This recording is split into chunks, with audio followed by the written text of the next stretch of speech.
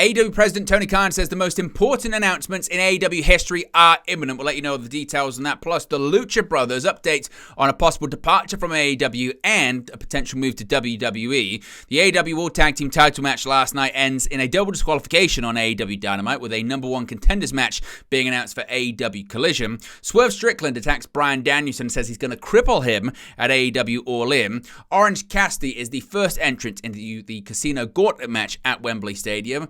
Pac reveals when he's going to be challenging for the AEW International Championship. Chris Jericho will defend the AEW FTW Championship against Hook at Wembley Stadium. An updated stipulation is added to the TNT title match at All In between Jack Perry and Darby Allin. Mina Shirakawa returns to AEW Dynamite last night, commenting on the recent storyline between Timeless Toni Storm and Mariah May. Mercedes Moné retains the AEW TBS Championship. AEW could be set for a big international stadium show in Australia next year. We have the ratings for Monday's edition of Raw on USA Network, as well as the ratings for Tuesday's edition of WWE NXT on USA. Plus, AEW is the front shirt sponsor for Fulham Women's Football Club.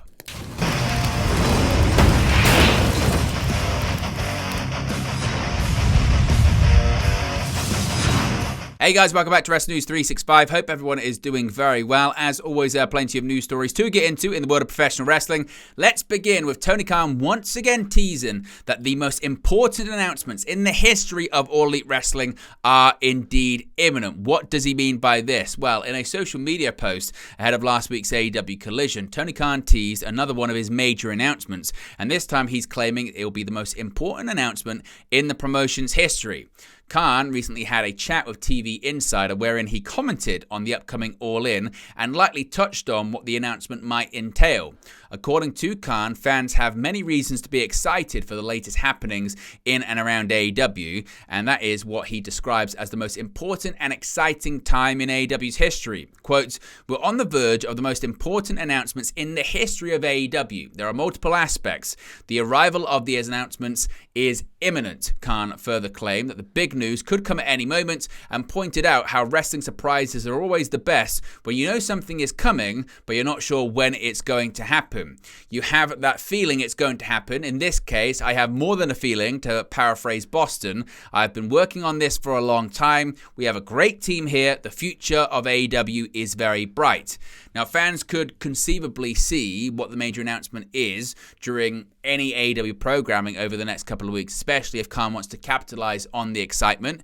Interestingly, Khan had a meeting with Shane McMahon not too long ago, and some have speculated that could be a major announcement, him signing with the company. Others have speculated, of course, the most important and biggest announcement in AEW's history could, of course, be the announcement of a new media rights agreement with Warner Brothers Discovery. Of course, we get any more details on what those major announcements are, we'll let you know in an upcoming video. Now, the Lucha Brothers, what is their future looking like when it comes to All Elite Wrestling? Well, according to Sean Rossap of Fightful Select, Penta and Rey Fenix appear to be poised to head to WWE, but their road there has been tumultuous. Now, Fightful reported last week that Penta openly told some close to him that he already had conversations with WWE this summer and indicated that he didn't want to go through NXT and that he and his brother Phoenix were a package deal. Fightful have been told by WWE sources that the latter wouldn't be an issue as long as they've been interested in Phoenix anyway. Penta pushed back on reports of such, but numerous sources close to Penta also said he claimed he'd be in Orlando this week, but didn't specify if it was a performance center visit. Penta does have a booking in Mexico today, that being Thursday. From the AEW side, there were several who said they suspected something like this had happened, but were still shocked to see it in print. They'd offered the Lucha Brothers a new deal, and that was supposedly the same as what Penta had told people WWE was willing to provide. Keep in mind, various details are claims from talent directly, and because of the contractual nature, haven't been confirmed. Among those claims from Penta to friends include the claim that his deal had already expired. He remains on the AEW roster page, and there were several within AEW that said if his deal actually hasn't expired, the company could tack injury time onto both. A claim internally was that that the Lucha brothers didn't want to do business in the appropriate ways that many exits from the company and other companies in general have done in the past. Multiple sources in AEW today believe Penta pushing back on the reports so his brother will be able to leave AEW without any contractual hurdles. Of course, what they're referring to there is Penta being on social media saying that his present was in AEW and to stop talking about his future. But of course, the rumors do persist. Of course, we'll let you know if we get any more details on that. Now, the AEW World Tag Team Championship match last night on Dynamite ended in chaos. The Young Bucks were successful in their first AEW Tag Team Championship defense since winning the belts from FTR at Dynasty against the Acclaimed on AEW Dynamite. They retained after FTR got involved and caused a disqualification. Interim EVP Christopher Daniels announced in a backstage interview that FTR will take on the Acclaimed during AEW Collision, and the winners will go on to face the Bucks at AEW All-In at Wembley Stadium. Anthony Bowens and Max Caster got the jump on Matthew and Nicholas Jackson, taking them out on the stage before the bell rang for the match. The Bucks drop-kicked the Acclaimed under the bottom rope and then took them out after a flying tope over the top. Matthew and Bowens started off the match officially. Billy Gunn came down to support the Acclaimed but was ejected by the referee when he was caught with a chair. The match looked to be over when the Bucks and Bowens had Bowens isolated and pumped up their Reeboks and hit a double super kick to Caster in the corner, taking him out. Bowens battled back with a double clothesline. All four men were down in the middle of the ring after the Bucks attempted super kicks onto Bowens and Caster, but the Acclaimed countered. Matthew snuck around the ring and powerbombed Bowens onto the ramp. Caster countered a TK driver in the ring, but knocked out the referee in the corner. Matthew hit a low blow to Caster and then grabbed one of the two title belts and got back into the ring. FTR appeared and Dax Harwood took the belt from Matthew. Harwood started beating him down and the referee came to and disqualified the Acclaimed, with the Bucks retaining their championships. Bowens and Caster, with a return gun, were not happy with Harwood and Cash Wheeler, and security had to keep the team separated as the Bucks posed with their championships on the stage. Now, of course, the main event of AEW All-In is for the AEW World Championship. Bryan Danielson versus Swerve Strickland, career versus title, and Strickland has made a statement. In the main event of the August 14th episode of AEW Dynamite, AEW World Champion Swerve Strickland faced Wheeler Yuta in a non-title match. Bryan Danielson, Strickland's opponent at AEW All-In, was watching the match from the front row. Throughout the bout, Strickland talked some trash and told Danielson that he was going to retire him. In the end, Strickland kept hitting Yuta until the official called the bell. Strickland continued to attack Yuta and Danielson made the save. Strickland left the ring but told Danielson that the match was a preview of AEW All-In. He said that he would ensure Danielson would keep his promise to his daughter by forcing him to retire. Strickland then said he would cripple Danielson at AEW All-In. He went on to sneak back into the ring and hit a house call when Danielson wasn't looking. Strickland stood tall and he mockingly did the yes chant as the show ended. Of course, Danielson, as I mentioned, will put his career on the line when he challenges Strickland for the AEW World Championship at All-In. Now, the first entrant for the Casino Gauntlet match at All-In has now been confirmed. Orange Cassidy is guaranteed to be a part of the Casino Gauntlet match for a future shot at the AEW World Championship after defeating Kyle O'Reilly and Roderick Strong for the #1 spot on Dynamite. As commentary explained, Cassidy having the #1 position in the match is important as the gauntlet can end in a pinfall or submission before any given participant has a chance to enter the actual match. Cassidy hit a dive onto Strong on the outside, but O'Reilly allowed him back in the ring, and they were the primary combatants during the picture-in-picture break. Strong was able to lock in a double Boston Crab on both of his opponents, but lost his grip, though he remained on his feet. Strong got Cassidy onto the second rope, but O'Reilly broke things up and knocked Cassidy's foot out from underneath him. O'Reilly locked in a guillotine on Strong, but Cassidy regained his composure and hit an elbow drop onto O'Reilly, getting him to break the hold. The Undisputed Kingdom, Matt Taven and Mike Bennett, came out and slid a chair to Strong. Mark Briscoe and Tomohiro Ishii ran down the ramp to take them out. Briscoe set up the chair and used it as a jumping off point to fly over the top rope and take the Undisputed Kingdom out. Cassidy countered the move from Strong by taking a seat in the chair before hitting a dive to Strong on the outside. When all the men were back in the ring, Cassidy hit his lazy kicks before putting real power behind them to both O'Reilly and Strong. He hit them both with a double Hurricane Rana, then a DDT to O'Reilly. O'Reilly and Strong traded forearms and O'Reilly accidentally hit Cassidy. O'Reilly locked in a cross-arm breaker on Strong, but Cassidy snuck in a roll-up on O'Reilly for the victory. Now, Pac, there's been a bit of confusion, hadn't there, about the AEW International Championship, Pac being a number one contender, but when was he actually going to challenge for the title? Now, the feud between the AEW American Champion MJF and Will Ospreay has been the central focus of the road to AEW All In, but much like several people on social media, Pac has been asking, what about me? What about me? The former international champion won a shot at the AEW International/American Championship earlier this summer and was seemingly scuttled to the side in favor of this storyline. On AEW Dynamite, Pac declared that the winner of Ospreay and MJF's upcoming match will face him in 2 weeks after the event at AEW All Out in Hoffman Estates, Illinois on September 7. Pac won a four-way match earlier this summer, defeating Claudio Castagnoli, Kyle Fletcher, and Tomohiro Ishii to win the match. Initially, the AEW International Championship, MJF rebranded the title as the AEW American Championship after winning it from Ospreay on the 250th episode of AEW Dynamite. Now, Chris Jericho, he will defend the FTW Championship against Hook at AEW All In. Hook returned to AEW following being attacked by FTW champion Chris Jericho, who shot a fireball in Hook's face, blinding the former FTW champion in one eye. On Dynamite, Hook challenged Jericho to a fight then and there on the episode. Jericho denied Hook his title match, instead opting to face Hook at AEW All In on August 25 in Wembley Stadium. Of course, the last time Hook wrestled in Wembley, he wrestled for that very title, defeating then-champion Jack Perry in an FTW Rules match on the pre-show of the pay-per-view. The match was most notable for featuring the Real Glass Crimea River moment that led to CM Punk confronting Perry after the match. That subsequent brawl cost CM Punk his job in AEW, as Tony Khan was fearful for his life by the ensuing scuffle afterwards. Before All In, Jericho has told Hook, though, that he will face Big Bill on next week's AEW Dynamite in a warm-up match on the go-home show before the big pay-per-view. Now, a coffin match has been confirmed for AEW All In's TNT title match. Darby Allin's signature match stipulation is returning to AEW 1 year after it last came out to play. On AEW Dynamite, it was announced that Jack Perry's AEW TNT Championship defense at All In, which takes place on August 25th inside Wembley Stadium, will be a coffin match. The announcement came after a segment in which Perry attacked Darby Allin backstage. Darby earned the shot at Perry's title as part of the finish to last month's Blood and Guts match on Dynamite. The stipulation was last used exactly 1 year earlier at the inaugural All In last year, when Darby Allin and his now retired partner Sting defeated Christian Cage and current AEW World Champion Swerve Strickland. Darby Allin has been involved in all 4 coffin matches in AEW history and is undefeated under the stipulation, having previously defeated the House of Black's Brody King, current WWE star Andrade, and current NXT champion Ethan Page prior to last year's tag team coffin match victory. Now, Mina Shirakawa, she was back last night on AEW Dynamite. Mina Shirakawa was back on the August 14th episode of AEW Dynamite, speaking to Renee Paquette in a backstage interview.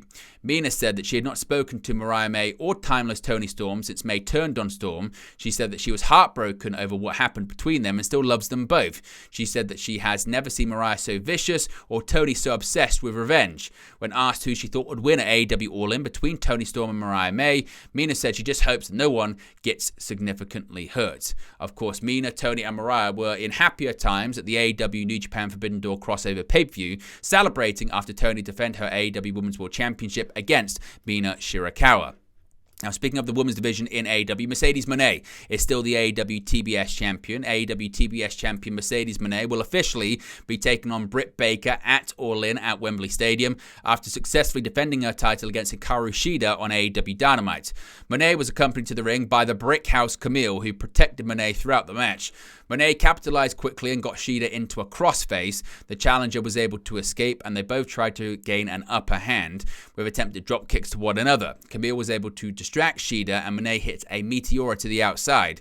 Back in the ring, Shida hit a big jumping knee, but Moné kicked out. Moné went for the 3 Amigos, but was only able to hit 2 before Shida countered with a Falcon Arrow. Shida looked for a Katana, but Camille pulled Moné out of the ring. Shida drop kicked Camille and looked to hit her opponent with a kendo stick, but Moné, back in the ring, grabbed it from her opponent. While the referee was distracted, attempting to get Moné to get rid of the kendo stick, Camille hit Shida with a big boot. When she got back in the ring, Moné hit her with the Moné Maker for the victory. Baker's music hit and Camille went up the ramp to wait for her, and Monet grabbed the kendo stick. Camille pulled a masked person from the crowd and started to beat them up, believing it was Baker in disguise. Baker snuck up on Monet from behind through the crowd. She got Monet in the lockjaw, but Camille pushed Baker off and Monet got her out of the ring. Baker grabbed the kendo stick and Camille attempted to get back in the ring, then thought better of it. The segment ended with Baker holding up the TBS Championship in the middle of the squared circle. Now, AEW could be set for a couple of stadium shows next year, one being an international prospect. Now, earlier this year, reports started to swirl that AEW had some big plans for 2025 with a potential stadium show in the works. It was revealed that the Global Life Field Baseball Stadium in Arlington could potentially host a major AEW event next year. However, that doesn't seem to be the only stadium show AEW might have in mind for 2025. For that, the company will have to go down under. According to the Sporting News, AEW is in what they call well-advanced talks in regards to bringing a major event to Australia that looks set to be backed by the TEG Entertainment Company, which would mark AEW's debut in the country of the same name. To prove that the company is serious about travelling to Australia, 3 potential venues have already been discussed on the country's east coast, that being the Allianz Stadium in Sydney, the Suncorp Stadium in Brisbane, and the Marvel Stadium in Melbourne, the latter of which holds the 2 top attendance records in UFC history and played host to WWE's Global Warming event in 2002. Now, at this moment in time, there's been no real comments on any of this, but if AEW does end up panning out for AEW, 2025 could see multiple stadium shows for the company, with this newly discussed event in Australia, the aforementioned stadium event in Arlington, the company's official debut in Japan on January 5 as they take part in Wrestle Dynasty pay-per-view at the Tokyo Dome. All of these shows follow overwhelming success AEW has had with the first All-In London pay-per-view in 2023, which broke the record for the highest paid attendance at a wrestling show. Now, we have the ratings for Monday's edition of Raw on USA Network. It may have not reflected the usual huge numbers the show has done following SummerSlam, but last week's episode of Raw was a huge hit, drawing strong numbers despite airing on Sci-Fi as opposed to the USA Network and airing against the Olympic Games. Neither roadblock was in place on Monday, with Raw back on USA and the Olympics having finished the day before, and as a result, it was all sunshines and roses in regards to the ratings. WrestleNomics and PW Torch reports that Raw drew 1.890 million total viewers and a 0.63 in the coveted 18 to 49 demographic. Both numbers were up from last week, with total viewership up 10% from 1.724 million, though the 18 to 49 was only up slightly, rising 2% from a 0.63. There were also increases against the 4-week average, with total viewership rising 9%, while the 18 to 49 was up 11%. The good news doesn't stop there for Raw, as this week's episode was the best numbers the show has drawn all the way back since April 8. Fans will recall that episode being the first Raw following WrestleMania, featuring the fallout of Cody Rhodes finally defeating Roman Reigns for the undisputed WWE Championship, and Rhodes being confronted by The Rock, seemingly setting up a future encounter between them, marking last night's number for an ordinary Raw even more impressive. Now, there was still plenty going on when it comes to the Red Brand, as Rhea Ripley and Damian Priest continued to wage war against the Reformed Judgment Day, while CM Punk got a measure of revenge on Drew McIntyre by repeatedly strapping him on the back. Raw, of course, was headlined, however, by a 2 out of 3 falls match for the Intercontinental Championship, with Bron Breakker retaining the title over Sami Zayn by 2 falls to 1. Now, a bit of an update when it comes to Konosuke Takeshita, his progress in New Japan Pro Wrestling and the G1 Climax. AEW star Konosuke Takeshita has been flying the company flag with pride over the past month, as he's been both AEW and DDT's representative in the G1 Climax tournament in New Japan Pro Wrestling. The annual round-robin tournament that has been won by the likes of Kenny Omega, Kazuchika Okada, and Shinsuke Nakamura over the years has been regarded as the toughest competition in all of wrestling, and Takeshita has more than held his own as he has reached the next phase of the tournament. Heading into day 16 of the tournament, Takeshita sat on 8 points in the competition's B block, where if results went his way earlier on in the night, a victory over Ren Narita, who sat on 10 points respectively, would guarantee him a spot in the playoff round of the tournament that takes place on August 15th. After a hard-fought match, Takeshita defeated Narita and secured himself a spot in the playoff round, finishing second in his block thanks to a head-to-head record against Narita, Jeff Cobb, and Yota Tsuji, who all finished on 10 points but suffered losses to Takeshita throughout the tournament. The man Takeshita will meet in the G1 playoffs is the aforementioned Tsuji, who won his final match on the block against Cobb, taking him into third place thanks to his head-to-head record against the current New Japan World Television Champion.